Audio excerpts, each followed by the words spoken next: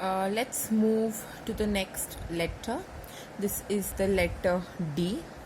This is the uppercase D. This is the lowercase d. The sound of letter D is D, D, D, dog, D, D, dolphin, D, D, deer, and D, D, doll. Say it with me one more time. D, D, dog, D, D, dolphin, D, D, deer, and D, D, doll. Very good. Our next letter is letter E. This is the uppercase letter E. This is the lowercase letter E. The sound of E is eh, eh, eh, engine, eh, eh, elephant, eh, eh, egg, and eh, eh, envelope.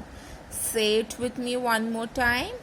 Eh, eh, engine, eh, eh, elephant, eh, eh, egg, and eh, eh, envelope. Very good.